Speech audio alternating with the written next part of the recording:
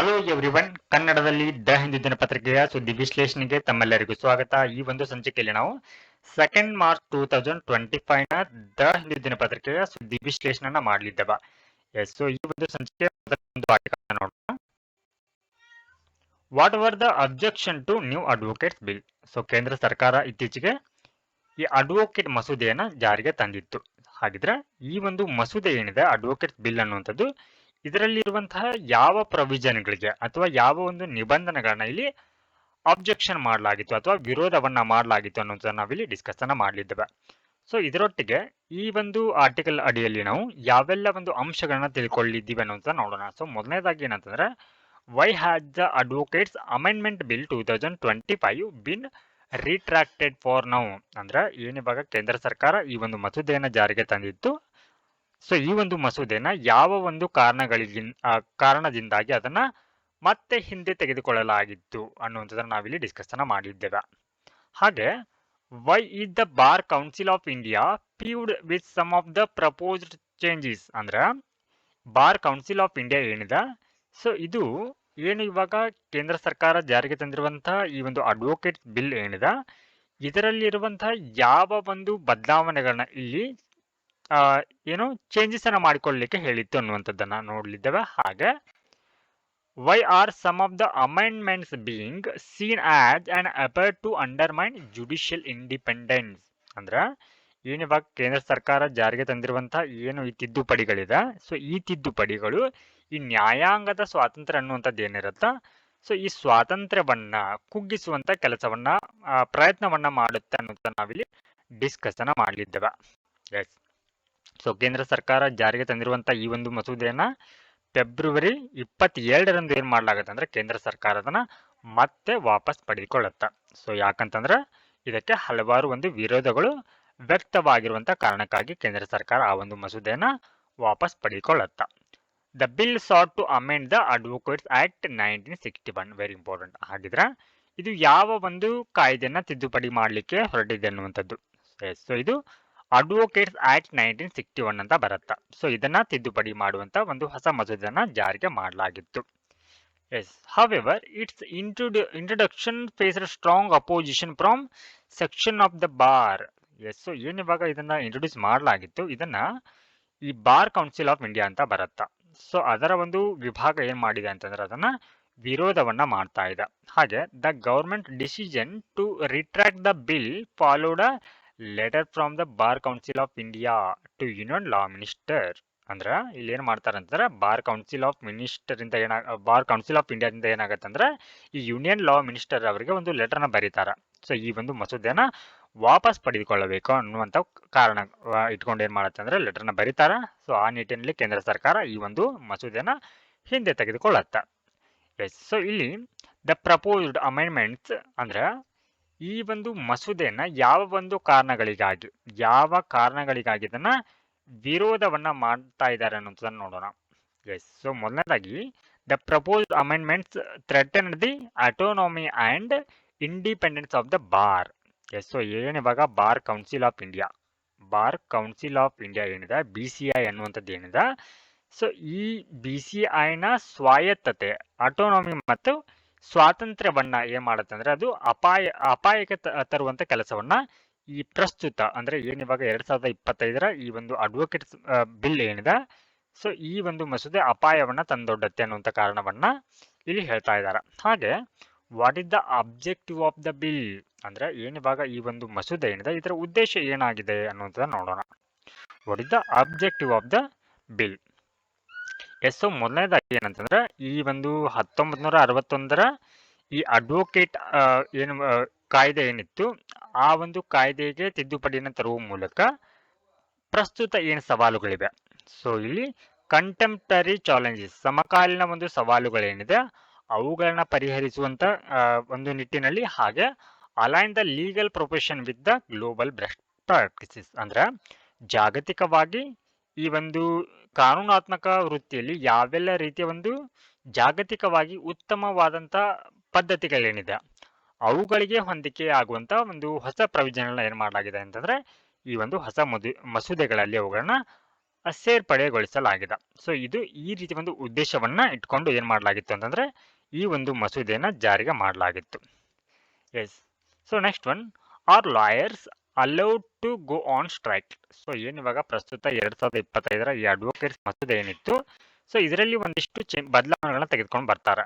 So ಏನ್ ಬದಲಾವಣೆ ಅಂತಂದ್ರೆ a key point of contention in the bill is its proposed ban on strike and boycotts by the lawyers, citing their disruptive impact on judicial proceedings. ಅಂದ್ರೆ ಏನ್ ಇವಾಗ ನ್ಯಾಯಾಂಗದ ಒಂದು ವಿಚಾರಣೆಗಳು ನಡೀತಾ ಇರತ್ತ, ಸೊ ಅಂತಹ ಸಂದರ್ಭದಲ್ಲಿ ವಕೀಲರು ಏನಾದ್ರು ಲಾಯರ್ಗಳು ಏನಾದ್ರು ಇಲ್ಲಿ ಸ್ಟ್ರೈಕ್ ಅನ್ನ ಮಾಡಿದ್ರ, ಸೊ ಅದಕ್ಕೆ ತೊಂದರೆ ಆಗತ್ತೆ. ನ್ಯಾಯಾಂಗದ ಒಂದು ಪ್ರೊಸೀಡಿಂಗ್ಗೆ, ತನಿಖೆಗೆ ಏನಾಗತ್ತೆ ಇಲ್ಲಿ ತೊಂದರೆ ಆಗತ್ತೆ ಅನ್ನುವಂಥ ಕಾರಣ ಬಿಟ್ಕೊಂಡು ಏನ್ ಮಾಡ್ತಾರೆ ಅಂತಂದ್ರೆ ಈ ಒಂದು ಪ್ರಸ್ತಾವಿತ ಮಸೂದೆಯಲ್ಲಿ ಏನ್ ಮಾಡ್ಲಾಗತ್ತೆ ಅಂದ್ರೆ ಲಾಯರ್ಗಳು ಇಲ್ಲಿ ಸ್ಟ್ರೈಕ್ ಅನ್ನ ಮಾಡುವಂತದನ್ನ ನಿಷೇಧವನ್ನ ಮಾಡ್ಲಾಗತ್ತ. ಸೊ ಇನ್ ಕೇಸ್ ಏನಾದ್ರು ಈ ರೀತಿ ಅವರು ವೈಲೇಟ್ ಅನ್ನ ಮಾಡಿದ್ರ, ಅಂದ್ರೆ ಇಲ್ಲಿ ಸ್ಟ್ರೈಕ್ ಅನ್ನ ಮಾಡಿದ್ರ, ಸೊ ಅದನ್ನ ಇಲ್ಲಿ ಮಿಸ್ಕಂಡಕ್ಟ್ ಅಂತ ಹೇಳಿ ಕನ್ಸಿಡರ್ ಮಾಡಿ ಅವರನ್ನ ಏನ್ ಮಾಡ್ಲಾಗತ್ತೆ ಅಂದ್ರೆ ಈ ಬಾರ್ ಕೌನ್ಸಿಲ್ ಆಫ್ ಇಂಡಿಯಾದಿಂದ ಅವರ ವಿರುದ್ಧ ಏನ್ ಮಾಡ್ಲಾಗತ್ತೆ ಅಂದ್ರೆ ಒಂದು ಶಿಸ್ತುಬದ್ಧ ಕ್ರಮಗಳನ್ನ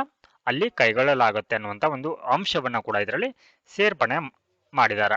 ಹಾಗೆ ಈ ದೇರ್ ಎಕ್ಸಿಕ್ಯೂಟಿವ್ ಕಂಟ್ರೋಲ್ ಅಂದ್ರೆ ಏನಿವಾಗ ಈ ಪ್ರಸ್ತಾವಿತ ಮಸೂದೆ ಏನಿತ್ತು, ಆ ಒಂದು ಮಸೂದೆಯ ಅಡಿಯಲ್ಲಿ ಇದು ನೇರವಾಗಿ ತನ್ನ ಏನು ನ್ಯಾಯಾಂಗವು ಇಲ್ಲಿ ಎಕ್ಸಿಕ್ಯೂಟಿವ್ ಅಂದ್ರೆ ಈ ಕಾರ್ಯಾಂಗವು ಏನ್ ಮಾಡ್ತಾ ಇದೆ ಅಂತಂದ್ರೆ ತನ್ನ ನ್ಯಾಯಾಂಗವನ್ನ ತನ್ನ ಕಂಟ್ರೋಲ್ಗೆ ತೆಗೆದುಕೊಳ್ಳುತ್ತೆ ಅನ್ನುವಂಥದ್ದನ್ನ ಇಲ್ಲಿ ಕೇಳಿದಾರ. ಎಸ್, ಹೌದು. ಇಲ್ಲಿ ಏನಾಗ್ತಾ ಇದೆ ಅಂದ್ರೆ ನೇರವಾಗಿ ಎಕ್ಸಿಕ್ಯೂಟಿವ್ ಕಂಟ್ರೋಲ್ಗೆ ಏನು ಆಗ್ತಾ ಇದೆ ಅಂದ್ರೆ ಇಲ್ಲಿ ಜುಡಿಷಿಯರಿ ಅನ್ನುವಂಥದ್ದು ಬರ್ತಾ ಇದೆ. The proposed law allow the centre to nominate up to 3 members to the BCI. So ಇಲ್ಲಿ ಕೇಂದ್ರ ಸರ್ಕಾರ ಏನ್ ಮಾಡಬಹುದು ಅಂತಂದ್ರೆ ಬಾರ್ ಕೌನ್ಸಿಲ್ ಆಫ್ ಇಂಡಿಯಾ ಏನಿರುತ್ತ, ಸೊ ಈ ಇದಕ್ಕ BCIಗೆ ಏನ್ ಮಾಡಬಹುದು ಅಂದ್ರೆ 3 ಜನರನ್ನ ಏನ್ ಮಾಡಬಹುದು ಅಂದ್ರೆ ನಾಮನಿರ್ದೇಶನವನ್ನ ಮಾಡುವಂತ ಅಧಿಕಾರವನ್ನು ಅವರಿಗೆ ಕೊಡಲಾಗಿದೆ. ಸೊ ಇದರೊಟ್ಟಿಗೆ ಕೇಂದ್ರ ಸರ್ಕಾರ ಕೂಡ ಏನ್ ಮಾಡುತ್ತೆ ಅಂದ್ರೆ ಕೇಂದ್ರ ಸರ್ಕಾರದಿಂದ ಈಗಾಗಲೇ ಏನ್ ಮಾಡಲಾಗಿದೆ ಅಂತಂದ್ರೆ ಅಟಾರ್ನಿ ಜನರಲ್ ಕೂಡ ಇರ್ತಾರೆ, ಸಾಲಿಸಿಟರ್ ಜನರಲ್ ಕೂಡ ಇರ್ತಾರೆ, ಹಾಗೆ ಹಲವಾರು ಒಂದು ರಾಜ್ಯಗಳ ಸ್ಟೇಟ್ ಬಾರ್ ಕೌನ್ಸಿಲ್ ಏನಿರುತ್ತ ಅವುಗಳ ಪ್ರತಿನಿಧಿಗಳು ಕೂಡ ಇರ್ತಾರೆ. ಸೊ ಇದರೊಟ್ಟಿಗೆ ಮತ್ತೆ ಏನ್ ಮಾಡಬಹುದು ಅಂದ್ರೆ ಅವರು ಹೆಚ್ಚುವರಿಯಾಗಿ 3 ಜನರನ್ನ ನಾಮಿನೇಟ್ ಮಾಡುವಂತ ಅಧಿಕಾರವನ್ನು ಕೂಡ ಇಲ್ಲಿ ಕೇಂದ್ರ ಸರ್ಕಾರ ಹೊಂದಿದೆ. ಅಂದ್ರೆ ಇದರರ್ಥ ಇಲ್ಲಿ ಎಕ್ಸಿಕ್ಯೂಟಿವ್ ಕಂಟ್ರೋಲ್ ಆಗ್ತಾ ಇದೆ ಅನ್ನೋದನ್ನ ಇಲ್ಲಿ ತಿಳಿದು ಬರುತ್ತಾ. ಎಸ್. ಸೊ ಇದನ್ನ ಏನ್ ಮಾಡಿದಾರೆ ಅಂತಂದ್ರೆ ಈ ರೀತಿ ನಾಮಿನೇಟ್ ಮಾಡುವಂತದನ್ನ ಇಲ್ಲಿ ಏನ್ ಮಾಡಿದೆ ಅಂತಂದ್ರೆ ಬಾರ್ ಕೌನ್ಸಿಲ್ ಆಫ್ ಇಂಡಿಯಾ ಅನ್ನುವಂಥದ್ದು ಸ್ಟ್ರಾಂಗ್ಲಿ ಅಪೋಸ್ ಮಾಡಿದ. ಹಾಗೆ ಸೊ ಈ ಒಂದು ಮಸೂದೆಯಲ್ಲಿ centre to issue binding direction to the BCI. So ಇಲ್ಲಿ ಬಾರ್ ಕೌನ್ಸಿಲ್ ಆಫ್ ಇಂಡಿಯಾ ಏನಿದೆ, ಸೊ ಇದಕ್ಕೆ ಏನ್ ಮಾಡತ್ತಂದ್ರೆ ಬೈಂಡಿಂಗ್ ಡೈರೆಕ್ಷನ್ ಅಂದ್ರೆ ಅದನ್ನ ಕಡ್ಡಾಯವಾಗಿ ಪಾಲಿಸಲೇಬೇಕಾಗಿರುವಂತ ನಿರ್ದೇಶನ ಕೂಡ ನೀಡುವಂತ ಅಧಿಕಾರವನ್ನ ಇಲ್ಲಿ ಕೇಂದ್ರ ಸರ್ಕಾರ ಹೊಂದಿರುತ್ತೆ. ಹಾಗೆ set bar council eligibility criteria, ಏನಿವಾಗ ಬಾರ್ ಕೌನ್ಸಿಲ್ ಆಫ್ ಇಂಡಿಯಾ ಏನಿದೆ, ಸೊ ಅದಕ್ಕೆ ಆಯ್ಕೆ ಆಗ್ಬೇಕಿದ್ರೆ ಇಲ್ಲಿ ಒಂದಿಷ್ಟು ಕ್ರೈಟೇರಿಯಾ ಅಥವಾ ಮಾನದಂಡಗಳನ್ನ ಕೂಡ ಏನ್ ಮಾಡುತ್ತೆ ಕೇಂದ್ರ ಸರ್ಕಾರವೇ ನಿರ್ಧರಿಸುತ್ತ. ಹಾಗೆ regulate the BCI's oversight of state bar council. So ಇಲ್ಲಿ ಏನು ರಾಜ್ಯ ಮಟ್ಟದಲ್ಲಿ ಸ್ಟೇಟ್ ಬಾರ್ ಕೌನ್ಸಿಲ್ ಏನಿರುತ್ತೆ ಅವುಗಳನ್ನ ನೋಡಿಕೊಳ್ಳುವಂತ ಏನು BCI ಬರುತ್ತೆ, ಆ BCI ಅನ್ನ ಕೂಡ ಏನ್ ಮಾಡುತ್ತೆ ಅಂದ್ರೆ ಇಲ್ಲಿ ಕೇಂದ್ರ ಸರ್ಕಾರವೇ ಏನ್ ಮಾಡುತ್ತೆ ನಿಯಂತ್ರಣವನ್ನ ಮಾಡುತ್ತ. Since the government is the largest litigant, it should have no role in the autonomous body like the BCI. ಎಸ್. ಇಲ್ಲಿ largest litigant in the sense ಅಂತಂದ್ರೆ ಏನಿವಾಗ ನ್ಯಾಯಾಲಯಗಳಲ್ಲಿ ಒಂದು ಸುಮಾರು 5 ಕೋಟಿ ಪ್ರಕರಣಗಳು ಏನು ಬಾಕಿ ಏನಿದೆ, ಸೊ ಈ ಬಾಕಿ ಪ್ರಕರಣಗಳಲ್ಲಿ 4 ಕೋಟಿ ಅಂತ ಅನ್ಕೊಂಡ್ರೆ 4 ಕೋಟಿ ಒಟ್ಟಾರೆಯಾಗಿ ಬಾಕಿ ಪ್ರಕರಣಗಳು ಏನಿದೆ ಇವುಗಳಲ್ಲಿ ಲಾರ್ಜೆಸ್ಟ್ ಲಿಟಿಗಂಟ್ ಏನಾಗಿದೆ ಅಂದ್ರೆ ಸರ್ಕಾರವೇ ಇದೆ. ಅಂತ ಸರ್ಕಾರದ ವಿರುದ್ಧವೇ ಏನಿದೆ ಅತಿ ಹೆಚ್ಚು ಪ್ರಕರಣಗಳು ದಾಖಲಾಗಿದೆ. ಸೊ ಇಂತಹ ಒಂದು ಸಂದರ್ಭದಲ್ಲಿ ಸರ್ಕಾರವೇ ಒಂದು ಪ್ರಮುಖ ದಾವೇದಾರನಾಗಿರುವಂತ ಹಿನ್ನೆಲೆಯಲ್ಲಿ ಸರ್ಕಾರವೇ ಇಲ್ಲಿ ಈ BCI ಮೇಲೆ ಅಂದ್ರೆ ಬಾರ್ ಕೌನ್ಸಿಲ್ ಆಫ್ ಇಂಡಿಯಾ ಮೇಲೆ ಯಾವುದೇ ರೀತಿಯ ಒಂದು ಪಾತ್ರವನ್ನ ವಹಿಸುವಂತ ಅಗತ್ಯ ಇಲ್ಲ ಅಂತ ಇಲ್ಲಿ ಹೇಳ್ತಾ ಇದ್ದಾರೆ. ಹಾಗೆ traditionally misconduct complaints against the advocates are handled by the disciplinary committee of state bar council. So in case ಏನಾದ್ರು ಲಾಯರ್ಗಳೇನಾದ್ರು ಇಲ್ಲಿ ಮಿಸ್ಕಂಡಕ್ಟ್ ಆಗಿ ನಡ್ಕೊಂಡ್ರೆ, ಸೊ ಅವರ ವಿರುದ್ಧದ ತನಿಖೆಯನ್ನ ಯಾರು ಮಾಡ್ತಾರೆ ಅಂತಂದ್ರೆ ಇಲ್ಲಿ ಸ್ಟೇಟ್ ಬಾರ್ ಕೌನ್ಸಿಲ್ ಅಂತ ಬರುತ್ತೆ. ಆ ಸ್ಟೇಟ್ ಬಾರ್ ಕೌನ್ಸಿಲ್ ನ ಡಿಸಿಪ್ಲಿನರಿ ಕಮಿಟಿ ಅಂತ ಬರುತ್ತೆ. ಅಂದ್ರೆ ಶಿಸ್ತು ಪಾಲನಾ ಒಂದು ಸಮಿತಿ ಅಂತ ಇರುತ್ತೆ. ಅದು ಏನ್ ಮಾಡುತ್ತೆ ಅಂತಹ ಸಮಸ್ಯೆಗಳನ್ನ ಇಲ್ಲಿ ಹ್ಯಾಂಡಲ್ ಮಾಡುತ್ತೆ. However, Section 45B now allow the BCI to hear complaints nationwide and suspend advocates at its discretion. Yes, so ಈ ಹೊಸದಾಗಿ ತಂದಿರುವಂತ ಒಂದು ಮಸೂದೆಯ ಸೆಕ್ಷನ್ 45B ಏನಿದೆ ಇದೇನ್ ಮಾಡತ್ತಂದ್ರ ಈ ರೀತಿ ಒಂದು ಲಾಯರ್ಗಳು ಏನಾದ್ರು ಮಿಸ್ಕಂಡಕ್ಟ್ ಮಾಡಿದ್ರ ಸೊ ಅವರ ವಿರುದ್ಧದ ದೂರುಗಳನ್ನ ಇಲ್ಲಿ ಯಾರು ದಾಖಲಿಸಿಕೊಳ್ಳಬಹುದು ಅಂತಂದ್ರೆ ಅದನ್ನ BCI ಏನ್ ಮಾಡಬಹುದು ಅಂದ್ರೆ ಅಂತಹ ಒಂದು ಪ್ರಕರಣಗಳಲ್ಲಿ ತನಿಖೆನ ಮಾಡಬಹುದಾಗಿರುತ್ತ. ಸೊ ಇಲ್ಲಿ additionally section 48B empowers the BCI to dissolve a state bar council and replace it with a committee if it deems the council ineffective. ಅಂದ್ರೆ ಏನ್ ಇವಾಗ ರಾಜ್ಯದಲ್ಲಿರುವಂತ ಸ್ಟೇಟ್ ಬಾರ್ ಕೌನ್ಸಿಲ್ ಏನಿರುತ್ತೆ ಅದು ಏನಾದ್ರೂ ಇನ್ಎಫೆಕ್ಟಿವ್ ಆಗಿದ್ರ ಪರಿಣಾಮಕಾರಿ ಅಲ್ಲದೆ ಆಗಿರುವಂತ ಸಂದರ್ಭದಲ್ಲಿ ಏನ್ ಮಾಡಬಹುದು ಅಂತಂದ್ರೆ ಆ ಒಂದು ಸ್ಟೇಟ್ ಬಾರ್ ಕೌನ್ಸಿಲ್ ಅನ್ನ ಏನ್ ಮಾಡಬಹುದು ಅಂದ್ರೆ ಈ ಬಾರ್ ಕೌನ್ಸಿಲ್ ಆಫ್ ಇಂಡಿಯಾ ಏನ್ ಮಾಡಬಹುದು ಅಂದ್ರೆ ಅದನ್ನ ಅನೂರ್ಜಿತಗೊಳಿಸುವಂತ ಅಧಿಕಾರವನ್ನ ನೀಡಲಾಗಿದೆ. ಎಸ್, ಸೊ ಇಲ್ಲಿ these changes undermine the federal structure of the act 1961 act. So ಇಲ್ಲಿ ಕೇಂದ್ರ ಸರ್ಕಾರ ರಾಜ್ಯಗಳಲ್ಲಿ ಇರುವಂತಹ ಬಾರ್ ಕೌನ್ಸಿಲ್ಗಳನ್ನ ಡಿಸಾಲ್ವ್ ಮಾಡುವ ಮೂಲಕ ಏನ್ ಮಾಡ್ಲಾಗತ್ತೆ ಇಲ್ಲಿ ಒಕ್ಕೂಟದ ಒಂದು ರಚನೆ ಏನಿರುತ್ತ ಅದನ್ನ ಏನ್ ಮಾಡ್ತಾ ಇದೆ ಅಂತಂದ್ರೆ ಇದು ಅಂಡರ್ಮೈನ್ ಮಾಡ್ತಾ ಇದೆ ಅನ್ನುವಂಥದ್ದನ್ನ ಇಲ್ಲಿ ಹೇಳ್ತಾ ಇದ್ದಾರೆ. ಹಾಗೆ how will it impact corporate lawyers ಹಾಗಿದ್ರೆ ಈ ಒಂದು ಅಡ್ವೊಕೇಟ್ ಬಿಲ್ 2025 ಏನಿದೆ ಸೊ ಈ ಒಂದು ಮಸೂದೆ ಇದು ಕಾರ್ಪೊರೇಟ್ ಲಾಯರ್ಸ್ ಏನಿರ್ತಾರೆ ಇವರ ಮೇಲೆ ಯಾವ ರೀತಿ ಒಂದು ಪರಿಣಾಮವನ್ನ ಬೀರಬಹುದು ಅಂತ ಹೇಳಿ ಕೊಟ್ಟಿದ್ದಾರೆ. ಎಸ್, ಸೊ ಈ ಒಂದು ಮಸೂದೆಯಲ್ಲಿ ಲೀಗಲ್ ಪ್ರಾಕ್ಟಿಷನರ್ ಅನ್ನುವಂಥಕ್ಕೆ ಡೆಫಿನಿಷನ್ ಕೂಡ ಕೊಟ್ಟಿದ್ದಾರೆ. Yes, so under section 2 sub clause 1 to includes ಅಂದ್ರೆ ಲಾಯರ್ ಅಂತಂದ್ರೆ ಯಾರೆಲ್ಲ ಬರ್ತಾರೆ ಇದರಲ್ಲಿ ಅಂದ್ರೆ ಇಲ್ಲಿ ಲೀಗಲ್ ಪ್ರಾಕ್ಟಿಷನರ್ ಅಂತಂದ್ರೆ lawyers associated with foreign law firm ಅಂದ್ರೆ ವಿದೇಶಿ ಒಂದು ಕಾನೂನು ಸಂಸ್ಥೆಗಳೇನಿರುತ್ತೆ ಅವುಗಳಿಗೆ ಸಂಬಂಧಪಟ್ಟಂತ ಲಾಯರ್ಗಳಾಗಿರ್ಬೋದು ಅಥವಾ ಕಾರ್ಪೊರೇಟ್ ಎಂಟಿಟೀಸ್ ಕಾರ್ಪೊರೇಟ್ ಸಂಸ್ಥೆಗಳೇನಿರುತ್ತೆ ಅವುಗಳು ಮತ್ತು ಪ್ರಾಕ್ಟಿಸಿಂಗ್ ಅಡ್ವೊಕೇಟ್ಸ್ ಅಂದ್ರೆ ಏನಿವಾಗ ಈ ಅಡ್ವೊಕೇಟ್ ವೃತ್ತಿಯನ್ನ ಯಾರು ಇಲ್ಲಿ ಪ್ರಾಕ್ಟೀಸ್ ಅನ್ನ ಮಾಡ್ತಾ ಇರ್ತಾರೆ ಅವರನ್ನ ಏನ್ ಮಾಡ್ಲಾಗತ್ತೆ ಇಲ್ಲಿ ಲೀಗಲ್ ಪ್ರಾಕ್ಟಿಷನರ್ ಅಂತ ಹೇಳಿ ಈ ಒಂದು ಅಡ್ವೊಕೇಟ್ ಬಿಲ್ 2025 ನಲ್ಲಿ ಡಿಫೈನ್ ಮಾಡಿದ್ದಾರೆ. ಹಾಗೆ it grant statutory recognition to corporate lawyers working in a law firm ಅಂದ್ರೆ ಏನಿವಾಗ ಈ ಒಂದು ಇವರಿಗೆ ಏನ್ ಮಾಡಲಾಗಿದೆ ಅಂದ್ರೆ ಈ ಕಾರ್ಪೊರೇಟ್ ಲಾಯರ್ಗಳು ಕೂಡ ಈ ಸ್ಟ್ಯಾಚ್ಯೂಟರಿ ರೆಕಗ್ನಿಷನ್ ಕೂಡ ನೀಡಲಾಗತ್ತ. ಎಸ್, ಹಾಗಿದ್ರೆ ಏನು ಇವಾಗ ಇಷ್ಟೆಲ್ಲ ಒಂದು ಹೊಸ ಪ್ರವಿಜನಗಳನ್ನ ಇಲ್ಲಿ ಸೇರ್ಪಡೆಯನ್ನ ಮಾಡಿದಾರ ಸೊ ಇದಕ್ಕೆ ಏನು ಹಲವಾರು ರೀತಿ ವಿರೋಧಗಳು ವ್ಯಕ್ತವಾಗಿದೆ. ಹಾಗಿದ್ರೆ ಇನ್ನು ಮುಂದೆ ಇರುವಂತ ದಾರಿ ಏನು ಇದಕ್ಕೆ ಅಂತ ನೋಡೋದಾದ್ರೆ the bill withdrawal is a welcome step. So ಇಲ್ಲಿ ಕೇಂದ್ರ ಸರ್ಕಾರ ಇಷ್ಟೆಲ್ಲ ವಿರೋಧಗಳ ನಡುವೆ ಏನ್ ಮಾಡಿದೆ ಅಂತ ಈ ಒಂದು ಮಸೂದೆಯಲ್ಲಿ ವಾಪಸ್ ಪಡೆದುಕೊಂಡಿದೆ. ಸೊ ಇದು ಒಂದು ಸ್ವಾಗತಾರ್ಹ ಒಂದು ಕ್ರಮ ಆಗಿದೆ ಅಂತ ಇಲ್ಲಿ ಹೇಳ್ತಾ ಇದ್ದಾರೆ. ಹಾಗೆ inclusive dialogue bill lead to meaningful reforms ಅಂದ್ರೆ ಈ ಒಂದು ಮಸೂದೆಯಲ್ಲಿ ಎಲ್ಲರ ಒಂದು ಅಭಿಪ್ರಾಯಗಳನ್ನ ಕೂಡ ಇಲ್ಲಿ ಮಾತುಕತೆಗಳನ್ನ ಕೂಡ ಇಲ್ಲಿ ಒಳಗೊಳ್ಳಬೇಕಾಗಿರುವಂತದ್ದು ಅರ್ಥಪೂರ್ಣವಾಗಿರುತ್ತೆ ಅಂತ ಹೇಳ್ತಾ ಇದ್ದಾರೆ. ಹಾಗೆ any change must safeguard judicial independence and autonomy of regulatory body ಅಂದ್ರೆ ಏನಿವಾಗ ಯಾವುದೇ ಕೇಂದ್ರ ಸರ್ಕಾರ ಯಾವುದೇ ಒಂದು ಬದಲಾವಣೆಗಳನ್ನ ಅಥವಾ ಈ ಹಿಂದೆ ಇರುವಂತ ಕಾಯ್ದೆಗಳಿಗೆ ಏನಾದರೂ ತಿದ್ದುಪಡಿಗಳನ್ನ ತರುವಂತ ಕೆಲಸವನ್ನ ಮಾಡ್ತಾ ಇದ್ರೆ ಸೊ ಅವುಗಳು ಪ್ರಮುಖವಾಗಿ ಇಲ್ಲಿ ನ್ಯಾಯಾಂಗದ ಸ್ವಾತಂತ್ರ್ಯ ಅಂತ ಬರುತ್ತೆ ಅವುಗಳನ್ನು ರಕ್ಷಣೆಯನ್ನ ಮಾಡುವಂತಿರಬೇಕು. ಅದರೊಟ್ಟಿಗೆ ಏನು ಹಲವಾರು ಒಂದು ನಿಯಂತ್ರಕ ಸಂಸ್ಥೆಗಳೇನಿರುತ್ತೆ ಅವುಗಳ ಸ್ವಾಯತ್ತತೆಯನ್ನು ಕೂಡ ಏನ್ ಮಾಡ್ಬೇಕಂದ್ರೆ ಅದು ಸೇಫ್ ಗಾರ್ಡ್ ಅಂದ್ರೆ ರಕ್ಷಣೆಯನ್ನ ಮಾಡುವಂತಿರಬೇಕು. ಇದರರ್ಥ ಅವುಗಳ ಒಂದು ಆಟೋನೋಮಿ ಆಗಿರ್ಬೋದು ಅಥವಾ ಜುಡಿಷಿಯಲ್ ಇಂಡಿಪೆಂಡೆನ್ಸ್ ಅನ್ನ ಅದು ವೈಲೇಟ್ ಮಾಡುವಂತೆ ಇರಬಾರ್ದು ಅನ್ನುವಂತ ಒಂದು ಮಾತನ್ನ ಇಲ್ಲಿ ಹೇಳ್ತಾ ಇದ್ದಾರೆ. ನಾವು let us move to the next topic. Study identifies source of PM 2.5 in northern India. So ಇಲ್ಲಿ ಒಂದು ಅಧ್ಯಯನದ ಪ್ರಕಾರ ತಿಳಿದು ಬಂದಿರುವಂತದ್ದು ಏನಂತಂದ್ರೆ ನಮ್ಮ ಒಂದು ದಕ್ಷಿಣ ಭಾರತದಲ್ಲಿ ಏನಾಗಿದೆ ಅಂತಂದ್ರೆ ಈ PM 2.5 ಅಂತಂದ್ರೆ ಪರ್ಟಿಕ್ಯುಲೇಟ್ ಮ್ಯಾಟರ್ 2.5 ಅಂತ ಪರ್ಟಿಕ್ಯುಲೇಟ್ ಮ್ಯಾಟರ್ 2.5 ಅನ್ನುವಂಥದ್ರ ಮೂಲವನ್ನ ಏನ್ ಮಾಡಿದಾರೆ ಇಲ್ಲಿ ಪತ್ತೆಯನ್ನ ಹಚ್ಚಿದಾರ. ಎಸ್, ಸೊ ಇಲ್ಲಿ ಈ ಒಂದು ಆರ್ಟಿಕಲ್ ಇಲ್ಲಿ ಹೇಳ್ತಾ ಇರುವಂತದ್ದು ಏನಂತಂದ್ರೆ ಪರ್ಟಿಕ್ಯುಲೇಟ್ ಮ್ಯಾಟರ್ PM 2.5 ಬಗ್ಗೆ. ಹಾಗಿದ್ರೆ ಏನಿದು ಪರ್ಟಿಕ್ಯುಲೇಟ್ ಮ್ಯಾಟರ್ 2.5 ಅಂತಂದ್ರೆ ಸೊ ಈ ಒಂದು ಟಾಪಿಕ್ GS ಪೇಪರ್ 3 ಅಡಿಯಲ್ಲಿ ಎನ್ವಿರಾನ್ಮೆಂಟ್ ಅಂಡ್ ಎಕಾಲಜಿಗೆ ಸಂಬಂಧಪಟ್ಟಿರುವಂಥ ಟಾಪಿಕ್ ಆಗಿದೆ.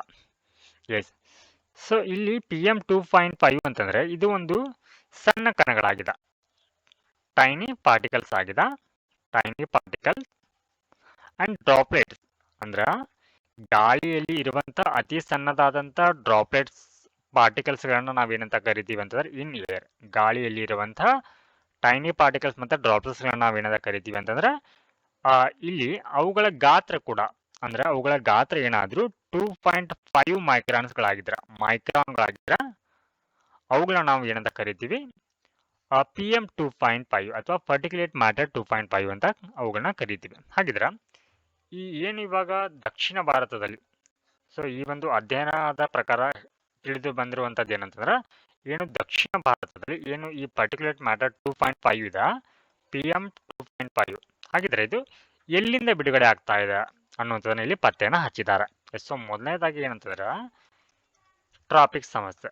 ಸೊ ಇಲ್ಲಿ ಟ್ರಾಪಿಕ್ ಸಮಸ್ಯೆ ಕಾರಣದಿಂದ ಏನಾಗ್ತಾ ಇದೆ ಅಂದ್ರೆ ಈ ಪರ್ಟಿಕ್ಯುಲೇಟ್ ಮ್ಯಾಟರ್ 2.5 ಅನ್ನುವಂಥದ್ದು ಹೆಚ್ಚಿನ ಪ್ರಮಾಣದಲ್ಲಿ ಇಲ್ಲಿ ಎಮಿಷನ್ ಆಗ್ತಾ ಇದೆ ಅಥವಾ ಹೊರಸೂಸ್ತಿದೆ ಅನ್ನುವಂಥದ್ದನ್ನ ಹೇಳ್ತಾ ಇದ್ದಾರೆ. ಹಾಗೆ ರೆಸಿಡೆನ್ಷಿಯಲ್ ಅಂದ್ರೆ ಇವಾಗ ಮನೆಗಳಲ್ಲಿ ಏನ್ ಮಾಡ್ತಾ ಇದ್ದಾರೆ ಅಂತಂದ್ರೆ ಇಲ್ಲಿ ಈ ಹೀಟಿಂಗ್ ಪ್ರಾಕ್ಟೀಸ್ ಅನ್ನುವಂಥದ್ದು ಹೆಚ್ಚಾಗ್ತಾ ಇದೆ.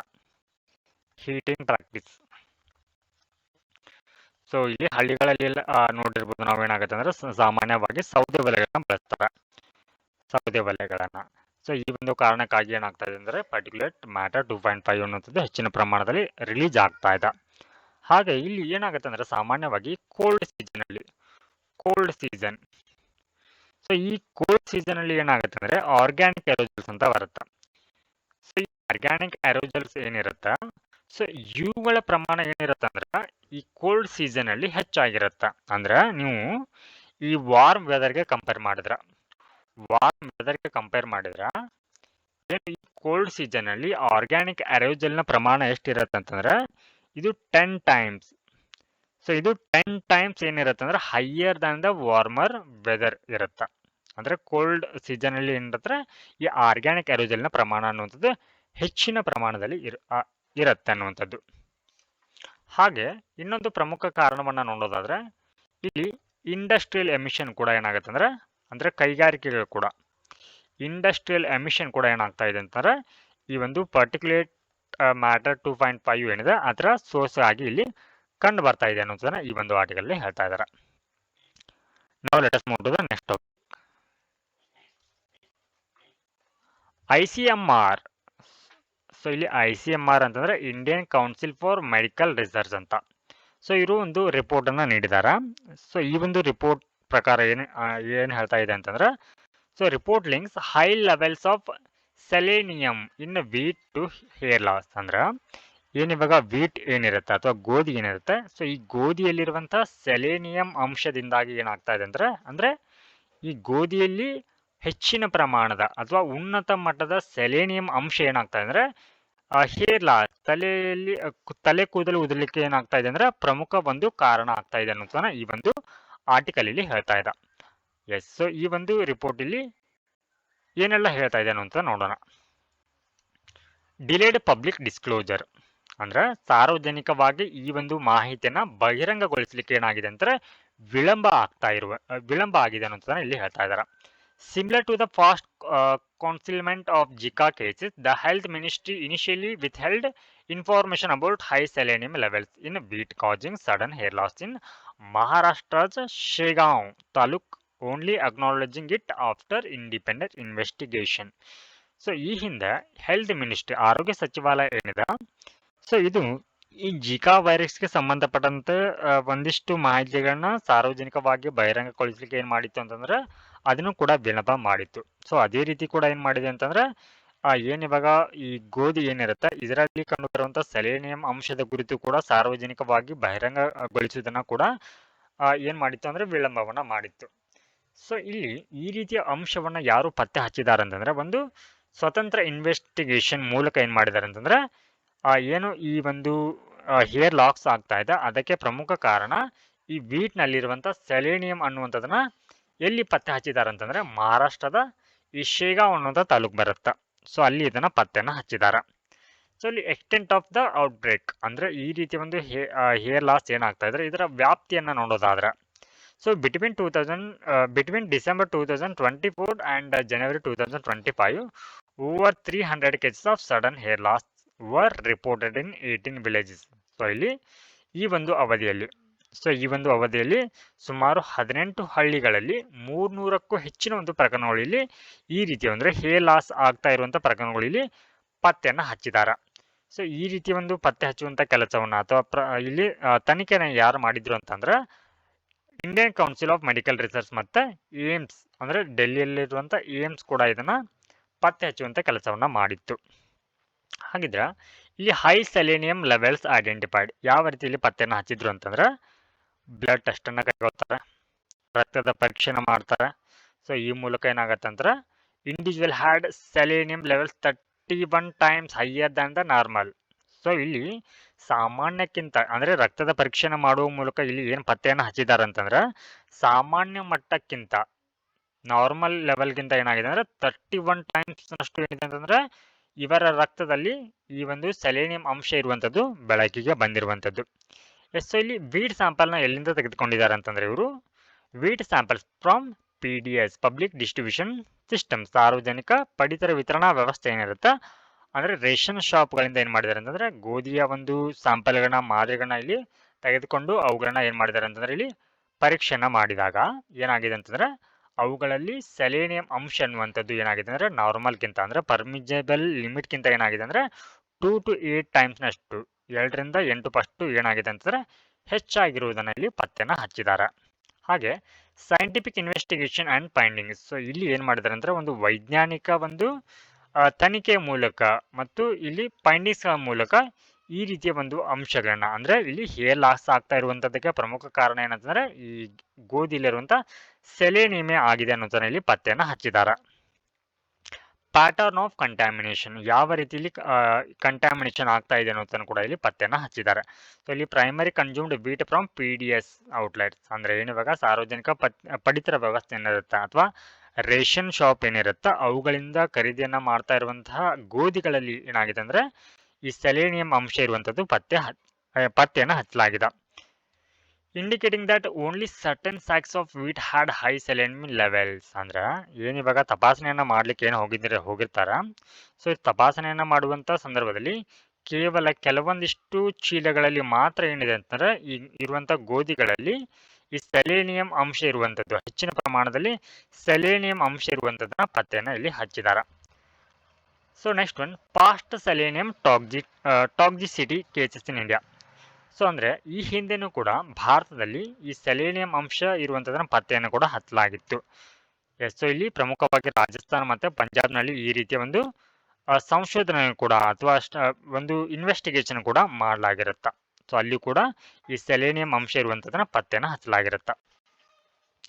ನಾವು let us move to the next topic, gene therapy for maple syrup urine disease shows promise ಅಂತ. ಸೊ ಈ ಒಂದು ಆರ್ಟಿಕಲ್ ಯಾವ್ದ್ರ ಕುರಿತಾಗಿ ಹೇಳ್ತಾ ಇದೆ ಅಂತಂದ್ರೆ ಮ್ಯಾಪಲ್ ಸಿರಪ್ ಯೂರಿನ್ ಡಿಸೀಸ್ ಬಗ್ಗೆ ಹೇಳ್ತಾ ಇರುವಂತದ್ದು. ಸೊ ಅದನ್ನ ಶಾರ್ಟ್ ಆಗಿ ನಾನು ಮ್ಯಾಪಲ್ ಸಿರಪ್ ಯೂರಿನ್ ಡಿಸೀಸ್ ಅಂತ ಬರೀತೀನಿ. ಹಾಗಿದ್ರೆ ಈ ಒಂದು ಕಾಯಿಲೆ ಬಗ್ಗೆ ನೋಡೋದಾದ್ರೆ ಸೊ ಈ ಒಂದು ಕಾಯಿಲೆಗಳನ್ನ ಅಂದ್ರೆ ನಾವು ಡಿಸೀಸ್ಗಳಂತ ಬಂದಾಗ ಡಿಸೀಸ್ಗಳನ್ನ ನಾವು GS ಪೇಪರ್ 3 ಅಡಿಯಲ್ಲಿ ಸೈನ್ಸ್ ಅಂಡ್ ಟೆಕ್ನಾಲಜಿಯಲ್ಲಿ ಇವುಗಳನ್ನ ಸ್ಟಡಿಯನ್ನ ಮಾಡ್ತೀವಿ. ಸೊ ಇಲ್ಲಿ MSUD ಅಂತಂದ್ರೆ ಮ್ಯಾಪಲ್ ಸಿರಪ್ ಯೂರಿನ್ ಡಿಸೀಸ್ ಅನ್ನುವಂಥದ್ದು ಒಂದು ರೇರ್ ಜೆನೆಟಿಕ್ ಡಿಸಾರ್ಡರ್ ಆಗಿದೆ. ಅಂದ್ರೆ ಅಪರೂಪದ ರೇರ್ ಜೆನೆಟಿಕ್ ಡಿಸಾರ್ಡರ್ ಆಗಿದೆ. ಅಂದ್ರೆ ಅಪರೂಪದ ಒಂದು ಅನುವಂಶೀಯ ಕಾಯಿಲೆ ಆಗಿದೆ.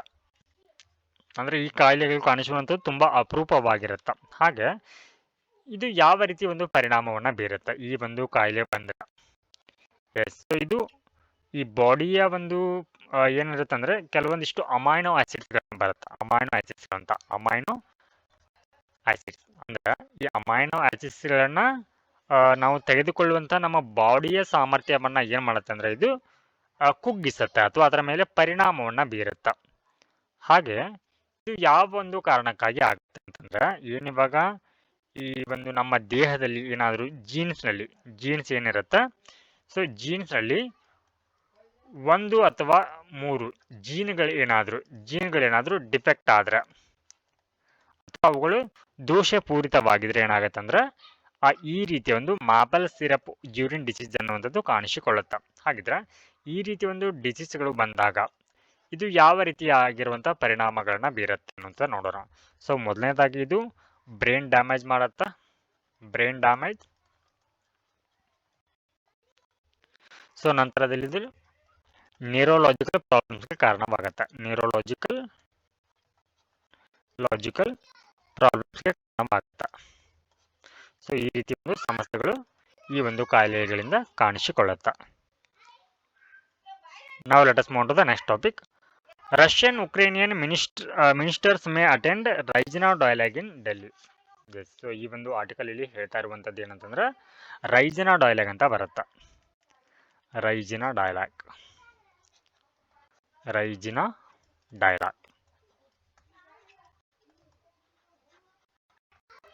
ಸೊ ಈ ಡೈಲಾಗ್ ಕುರಿತು ಈ ಒಂದು ಆರ್ಟಿಕಲ್ ಅಲ್ಲಿ ಹೇಳ್ತಾ ಇರುವಂತದ್ದು.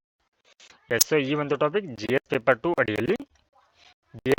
ಅಡಿಯಲ್ಲಿ ಇಂಟರ್ನ್ಯಾಷನಲ್ ರಿಲೇಷನ್ಗೆ ಸಂಬಂಧಪಟ್ಟಿರುವಂತಹ ಒಂದು ಟಾಪಿಕ್ ಆಗಿದೆ. ಹಾಗಿದ್ರೆ ಏನಿದು ರೈಜಿನಾ ಡೈಲಾಗ್ ಅಥವಾ ರೈಜಿನಾ ಮಾತುಕತೆ ಅಂತಂದ್ರೆ, ಸೊ ಇದು ಒಂದು ಕಾನ್ಫರೆನ್ಸ್ ಆಗಿದೆ, ಅಂದ್ರೆ ಆನ್ಯುವಲ್ ಕಾನ್ಫರೆನ್ಸ್ ಆಗಿದೆ. ಆನ್ಯುವಲ್ ಕಾನ್ಫರೆನ್ಸ್ ಅಂದ್ರೆ ವಾರ್ಷಿಕವಾಗಿ ನಡೆಯುವಂತಹ ಒಂದು ಸಮಾವೇಶ ಆಗಿದೆ ಅಥವಾ ಒಂದು ಪ್ಲಾಟ್ಫಾರ್ಮ್ ಅಂತ ಅನ್ಕೋಣ, ಪ್ಲಾಟ್ಫಾರ್ಮ್ ಆಗಿದೆ. ಹಾಗಿದ್ರೆ ಈ ಒಂದು ವೇದಿಕೆಯಲ್ಲಿ ಯಾವೆಲ್ಲ ಒಂದು ವಿಷಯಗಳನ್ನ ಇಲ್ಲಿ ಚರ್ಚೆನ ಮಾಡಲಾಗತ್ತಂದ್ರ ಏನಿವಾಗ ಪ್ರಸ್ತುತ ಇರುವಂತಹ ಅಂದ್ರೆ most challenging issues face by the world, ಅಂದ್ರೆ ಹೆಚ್ಚಾಗಿ ಅಂದ್ರೆ ಜಾಗತಿಕವಾಗಿ ದೇಶಗಳು ಇಡೀ ವಿಶ್ವವೇ ಫೇಸ್ ಮಾಡ್ತಾ ಇರುವಂತಹ ಸಮಸ್ಯೆಗಳೇನಿರುತ್ತೆ ಅಂತಹ ಸಮಸ್ಯೆಗಳಿಗೆ ಏನ್ ಮಾಡ್ಲಾಗತ್ತೆ ಅಂದ್ರೆ ಇಲ್ಲಿ ಪರಿಹಾರಗಳನ್ನ ಇಲ್ಲಿ ಕಂಡುಕೊಳ್ಳಲಾಗತ್ತ.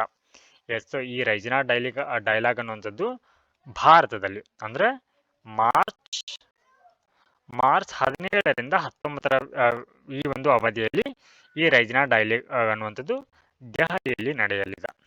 ಸೊ ಈ ಒಂದು ಸಭೆಯಲ್ಲಿ ಅಥವಾ ಈ ಒಂದು ರೈಜಿನಾ ಡೈಲಾಗ್ ನಲ್ಲಿ ಯಾರೆಲ್ಲ ಭಾಗಿಯಾಗಲಿದ್ದಾರೆ ಅಂತಂದ್ರೆ Russia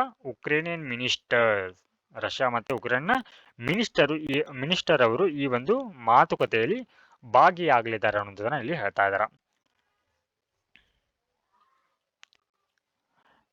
Now let's go to the next topic. Special leave petition was supposed to be narrow slit Dhanakar. So ಇಲ್ಲಿ ವೈಸ್ ಪ್ರೆಸಿಡೆಂಟ್ ಅವರು ಅಂದ್ರೆ ಧನಕರ್ ಅವರು ಏನಿದಾರ ವೈಸ್ ಪ್ರೆಸಿಡೆಂಟ್ ಜಗದೀಪ್ ಧನಕರ್ ಅವರು ಏನು ಹೇಳಿದ್ದಾರೆ ಅಂತಂದ್ರೆ ಸ್ಪೆಷಲ್ ಲೀವ್ ಪೆಟಿಷನ್ ಅಂತ ಬರುತ್ತೆ. ಈ ಸ್ಪೆಷಲ್ ಲೀವ್ ಪೆಟಿಷನ್ ಅನ್ನುವಂಥದ್ದು ಇದರ ಬಳಕೆ ಅನ್ನುವಂಥದ್ದು ಕಡಿಮೆ ಆಗಬೇಕು, ಅದರ ವ್ಯಾಪ್ತಿ ಅನ್ನುವಂಥದ್ದು ಕಡಿಮೆ ಇರಬೇಕು ಅನ್ನುವಂಥದ್ದನ್ನ ಇಲ್ಲಿ ಹೇಳ್ತಾ ಇದ್ದಾರೆ. ಎಸ್, ಸೊ ಈ ಒಂದು ಆರ್ಟಿಕಲ್ ಯಾವುದರ ಕುರಿತಾಗಿ ಹೇಳ್ತಾ ಇದೆ ಅಂದರೆ ವಿಶೇಷವಾಗಿದ್ದು special leave petition, special leave petition ಕುರಿತು ಈ ಒಂದು ಆರ್ಟಿಕಲ್ ಇಲ್ಲಿ ಹೇಳ್ತಾ ಇದೆ. ಎಸ್, ಸೊ ಇಲ್ಲಿ ಕಾಂಟೆಕ್ಸ್ಟ್ ನೋಡೋದು ಆದ್ರೆ ಏನ್ ಹೇಳಿದ್ದಾರೆ ಇಲ್ಲಿ ಜಗದೀಪ್ ವೈಸ್ ಪ್ರೆಸಿಡೆಂಟ್ ಧನಕರ್ ಅವರು ಇವಾಗ ಈ ಒಂದು ಸ್ಪೆಷಲ್ ಲೀವ್ ಪೆಟಿಷನ್ ಏನಿದೆ ಇದರ ಬಳಕೆ ಅನ್ನುವಂಥದ್ದು ಹೆಚ್ಚಾಗ್ತಾ ಇದೆ. ಸೊ ಇದರ ಬಳಕೆ ಅನ್ನುವಂಥದ್ದು ಹೆಚ್ಚಾಗ್ತಾ ಇರೋದ್ರಿಂದ ಇದಕ್ಕೆ ಏನ್ ಮಾಡಿದ್ದಾರೆ ಅಂದ್ರೆ ಕಳವಳ ಬಣ್ಣ ಅಥವಾ ಕನ್ಸರ್ನ್ ರೈಸ್ ಮಾಡಿದಾರ. ಎಸ್, ಸೊ ಇಲ್ಲಿ ನಾವು ಅರ್ಥವನ್ನ ಮಾಡ್ಕೊಳ್ಬೇಕಾಗಿರುವಂತದ್ದು ಏನಂತಂದ್ರೆ ಸ್ಪೆಷಲ್ ಲೀವ್ ಪೆಟಿಷನ್ ಅಂತಂದ್ರೆ ಏನು ಅಂತ.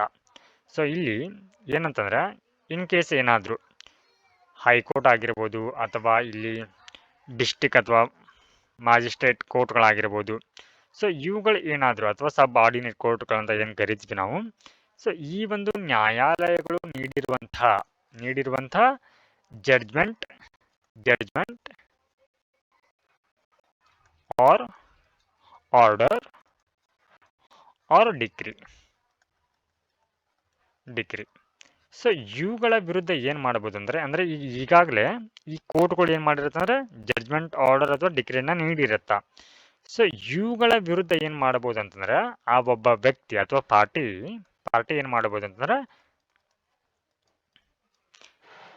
ಸೊ ಇಲ್ಲಿ ಕೋರ್ಟ್ಗಳು ಮಾತ್ರ ಅಲ್ಲ ಅಥವಾ ಟ್ರಿಬ್ಯುನಲ್ ಕೂಡ ಬರುತ್ತೆ, ನ್ಯಾಯ ಮಂಡಳಿಗಳಂತ ಏನು ಬರುತ್ತೆ ಈ ಟ್ರಿಬ್ಯುನಲ್ಗಳು ನೀಡಿರುವಂತ ಜಡ್ಜ್ಮೆಂಟ್ ಆರ್ಡರ್ ಮತ್ತೆ ಡಿಕ್ರಿಗಳ ವಿರುದ್ಧ ಏನ್ ಮಾಡ್ಬೋದು ಅಂದ್ರೆ ಆ ವ್ಯಕ್ತಿ ಏನ್ ಮಾಡ್ಬೋದು ಅಂದ್ರೆ ಅವು ಆ ಒಂದು ಜಡ್ಜ್ಮೆಂಟ್ ಆರ್ಡರ್ ಅಥವಾ ಡಿಕ್ರಿಗಳ ವಿರುದ್ಧ ಏನ್ ಮಾಡ್ಬೋದು ಅಂದ್ರೆ ಅಪೀಲನ್ನ ಮಾಡಬಹುದು ಅಂದ್ರೆ ಮನವಿಯನ್ನ ಮಾಡುವಂತ ಅಧಿಕಾರ ಇದಾಗಿರುತ್ತ. ಅಂದ್ರೆ ಸುಪ್ರೀಂ ಕೋರ್ಟ್ಗೆ ಏನ್ ಮಾಡ್ತಾರೆ ಅಂತಂದ್ರೆ ಈ ಮೇಲ್ಮನವಿಯನ್ನ ಸಲ್ಲಿಸುವಂತ ಒಂದು ಪೆಟಿಷನ್ ಇದಾಗಿದೆ. ಎಸ್, ಇಲ್ಲಿ ಏನಂತಂದ್ರೆ ಈ ಸ್ಪೆಷಲ್ ಲೀವ್ ಪೆಟಿಷನ್ ಕುರಿತು ಆರ್ಟಿಕಲ್ 136 ಹೇಳುತ್ತ. ಎಸ್, ಇಲ್ಲಿ ಆರ್ಟಿಕಲ್ 136 ಪ್ರಕಾರ ಸೊ ಇಲ್ಲಿ ಸ್ಪೆಷಲ್ ಲೀವ್ ಪೆಟಿಷನ್ ನ ನೀಡುವಂತದ್ದು ಅಥವಾ ಗ್ರಾಂಟ್ ಮಾಡುವಂತದ್ದು ಅಥವಾ ಅದನ್ನ ತಿರಸ್ಕಾರ ಮಾಡುವಂತ ಅಧಿಕಾರ ಏನಿದೆ ಅಂತಂದ್ರೆ ಸುಪ್ರೀಂ ಕೋರ್ಟ್ಗೆ ಇದೆ. ಸೊ ಇದು ಸುಪ್ರೀಂ ಕೋರ್ಟ್ಗೆ ಇರುವಂತ ಒಂದು ವಿವೇಚನಾಧಿಕಾರ ಆಗಿದೆ. ವಿವೇಚನಾಧಿಕಾರ ಅಂದ್ರೆ ಡಿಸ್ಕ್ರಿಷನ್ ಪವರ್ ಆಗಿರುವಂತದ್ದು. ಸೊ ಇನ್ ಕೇಸ್ ಏನಾದ್ರು ಆ ಒಂದು ಸ್ಪೆಷಲ್ ಲೀವ್ ಪೆಟಿಷನ್ ಏನಿರುತ್ತ, ಸ್ಪೆಷಲ್ ಲೀವ್ ಪೆಟಿಷನ್ ನ ಗ್ರಾಂಟ್ ಕೂಡ ಮಾಡಬಹುದು, ಅದನ್ನ ರೆಫ್ಯೂಜಲ್ ಕೂಡ ಮಾಡಬಹುದು. ಆ ಒಂದು ಅಧಿಕಾರ ಏನಿರುತ್ತೆ ಅಂದ್ರೆ ಇಲ್ಲಿ ಸುಪ್ರೀಂ ಕೋರ್ಟ್ಗೆ ಇರುತ್ತೆ. ಸೊ ಹಾಗಿದ್ರೆ ಈ ಸ್ಪೆಷಲ್ ಲೀವ್ ಪೆಟಿಷನ್ ಸಲ್ಲಿಸಬೇಕಿದ್ರೆ ಕೆಲವೊಂದಿಷ್ಟು ಟೈಮ್ ಲಿಮಿಟ್ ಕೂಡ ಇರುತ್ತೆ. ಟೈಮ್ ಲಿಮಿಟ್ ಯಾವಾಗ ನಾವು ಈ ಒಂದು ಸ್ಪೆಷಲ್ ಲೀವ್ ಪೆಟಿಷನ್ ಸಲ್ಲಿಸಬಹುದು ಅಂತ ಹೇಳಿ. Time limit for filing special leave petition. Yes, ಏನು ಇವಾಗ ನಾವು ಮೇಲೆ ಚರ್ಚೆನ ಮಾಡಿದೀವಿ ಏನಂತಂದ್ರೆ ಯಾವ್ದಾದ್ರು ಇಲ್ಲಿ ಹೈಕೋರ್ಟ್ ಆಗಿರ್ಬೋದು ಅಥವಾ ಸಬ್ ಆರ್ಡಿನೇಟ್ ಕೋರ್ಟ್ಗಳಾಗಿರ್ಬೋದು ಅಥವಾ ಟ್ರಿಬ್ಯುನಲ್ ಆಗಿರ್ಬೋದು ನೀಡಿರುವಂತ ತೀರ್ಪುಗಳ ವಿರುದ್ಧ ಏನ್ ಮಾಡ್ಬೋದು ಅಂದ್ರೆ ಇಲ್ಲಿ ಅಪೀಲನ ಮಾಡುವಂತ ಅಧಿಕಾರ ಇರುತ್ತೆ. ಆದ್ರೆ ಈ ಏನಿವಾಗ ಇಲ್ಲಿ ಹೈಕೋರ್ಟ್ ಏನಾದ್ರು ತೀರ್ಪನ್ನ ನೀಡಿದಂತ ಎಷ್ಟು ದಿನಗಳ ಒಳಗಾಗಿ ಆ ಪಾರ್ಟಿ ಅಥವಾ ವ್ಯಕ್ತಿ ಏನ್ ಮಾಡೋದು ಅಂದ್ರೆ ಇಲ್ಲಿ ಸ್ಪೆಷಲ್ ಲೀವ್ ಪೆಟಿಷನ್ ಸಲ್ಲಿಸಬಹುದು ಅಂದ್ರೆ within 90 days. So within 90 days ಅಲ್ಲಿ ಏನ್ ಮಾಡ್ಬೋದು ಅಂದ್ರೆ ಸ್ಪೆಷಲ್ ಲೀವ್ ಪೆಟಿಷನ್ ಸಲ್ಲಿಸಬಹುದಾಗಿರುತ್ತೆ. ಸೊ ನಂತರದಲ್ಲಿ ಮತ್ತೆ ಹೈಕೋರ್ಟ್ ಏನಾದ್ರು ಸೊ ಈ ಒಂದು ಸ್ಪೆಷಲ್ ಲೀವ್ ಪೆಟಿಷನ್ ಏನಾದ್ರು ರೆಫ್ಯೂಸ್ ಮಾಡಿದ್ರ ಅಂದ್ರೆ ಟು ಗ್ರಾಂಟ್ ಅಂದ್ರೆ ಸರ್ಟಿಫಿಕೇಟ್ ಕೊಡಬೇಕಾಗತ್ತ.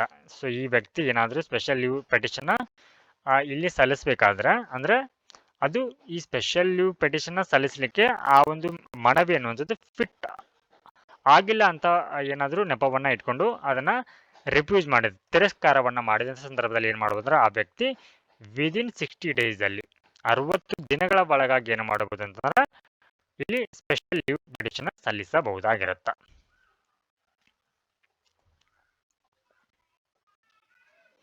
ಎಸ್, ಸೊ ಇದಾಗಿತ್ತು ಇವತ್ತಿನ ದ ಹಿಂದೂ ದಿನಪತ್ರಿಕೆಯ ಸುದ್ದಿ ವಿಶ್ಲೇಷಣೆ. ನಮಸ್ಕಾರ.